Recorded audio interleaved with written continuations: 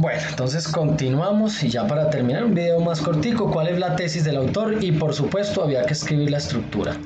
Estuve revisando y algunos en la evaluación y autoevaluación que hacen del desarrollo de esta guía al final de ella, decían que de pronto lo que más les costaba era o es estructurar de manera lógica el texto para poder llegar a la tesis. A ver, muchachos, este es un tema que ya trabajamos en décimo, cuando trabajamos el tema llamado argumentación. Y hablamos de que cuando cuando uno lee un texto por lo regular y cuando ese texto es argumentativo, y muchos de los textos filosóficos lo son, en él hay una tesis. Y la tesis es la idea que el autor pretende sustentar, pretende defender, pretende argumentar, es decir, es la idea sobre la cual él trabaja, sobre la cual razona y sobre la cual pretende dejarnos claro algo.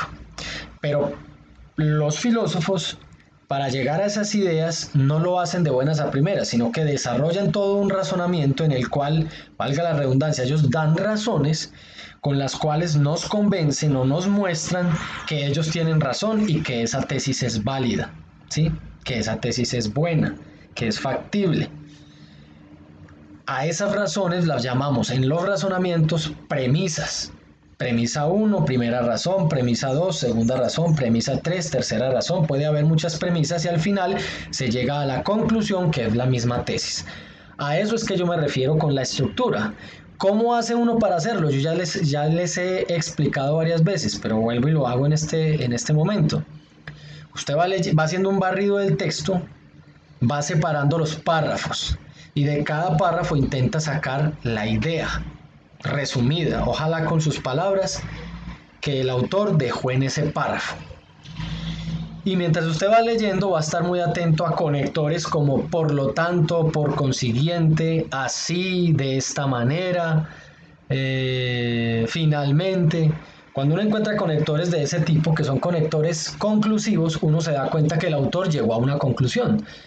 Y un texto puede tener varias conclusiones. Uno revisa, las va escribiendo las razones, que son esas ideas que usted va sacando de cada párrafo, que son las que apoyan esa tesis, y las escribe como si fueran premisas. Premisa 1, primera razón. Premisa 2, segunda razón. Y cuando llegue a una conclusión, escribe conclusión 1, por si llegara el caso que encontrara más conclusiones en el texto. Si al final encuentra 2 o 3 conclusiones, pues usted revise cuál es más abarcante, cuál de ellas abarca las otras, cuál de ellas es más general, más importante. Y listo, cuando tenga esa es la tesis. Yo voy a mostrarles cómo lo hice en este caso. Miren la estructura del texto. Yo fui al texto, lo fui leyendo y fui sacando ideas. La primera idea que saqué fue: las ideas del hombre son variadas. Esta fue la primera pregunta que ustedes tienen en el taller y es la primera idea, lo dice Luke. Luego él dice: suponemos que el alma, el entendimiento, es una tabla rasa. Ya sabemos qué es. ¿De dónde provienen las ideas entonces? Es la primera pregunta que debe hacerse, lo dijo Luke. De la experiencia y de la reflexión acerca de las operaciones mentales que se nutren. Bueno, entonces esta es como la respuesta, ¿no? Respuesta a esa preguntita: ¿de dónde provienen las ideas? De la experiencia y de la reflexión acerca de las operaciones mentales que se nutren esas experiencias. Entonces, estas ideas las saqué del texto. Esto es lo que al final dice el Luke. Tesis: las ideas que hay en el alma, el entendimiento, en el alma humana, provienen de la experiencia. Esa es la tesis. De eso es que habla todo el tiempo Luke en ese texto, es decir, de los sentidos. Y además de la reflexión sobre las operaciones internas de la mente. Pregunta rectora de la tesis: ¿de dónde provienen las ideas?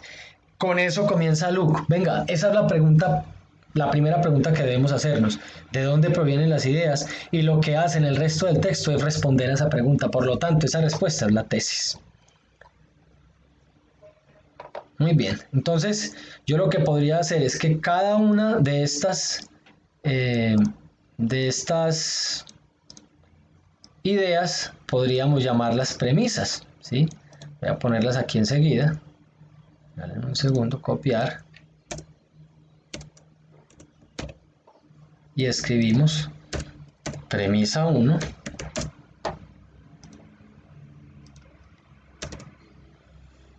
premisa 2, premisa 3, y esta sería como la conclusión. Esa respuesta sería como la conclusión. Listo. Y esa conclusión es la tesis, ¿no? El conocimiento proviene de la experiencia. Muy bien. ¿Y cuál es la intención del autor? Bueno, aquí hay que usar un verbo, ¿no? Yo utilicé el verbo clarificar, pero también sirve argumentar, aclarar, demostrar. ¿Qué cosa? ¿Qué quiso demostrar Luke? Que las ideas provienen de la experiencia, es decir, de los sentidos. Por tanto, no son innatas. Esa es otra conclusión a la que se puede llegar. En otras palabras, pretende erigir los sentidos como origen o fuente del conocimiento. Si alguien lo escribió de este modo y dice la intención de Luke es esta, erigir o mostrar que los sentidos son la fuente del conocimiento, pues sí, es verdad. Muy bien. Luego había una actividad que solo como 1 o 2 estudiantes, creo que uno la realizó, que no es obligatoria, pero unos 2 o 3 estudiantes lo hicieron y eso les significó mejorar ostensiblemente su nota y por eso los felicito. Era explicar la diferencia entre las cualidades primarias y las secundarias de las cosas e ilustrarlo con un ejemplo. Esto hace parte de la teoría epistemológica de John Locke. Las cualidades primarias están en las cosas y son el tamaño, la posición, el movimiento, entre otras. Las cualidades secundarias son aquellas que dependen del observador, dice Locke, y son el color, el sabor, la textura y por tanto no están en las cosas. Por eso vamos a mirar el ejemplo. Ejemplo, una manzana es redonda, es una cualidad primaria y también puede ser roja. O sea, cualidad primaria que sea redonda. ¿Por qué? Porque todos los seres humanos sabemos lo que significa redondo y no habrá ninguna persona que teniendo sus facultades de conocer bien, en buen estado, diga que una manzana es cuadrada. Eso no va a pasar, porque ese redondo, esa cualidad de redondez pertenece a la manzana y no depende de quien la observa.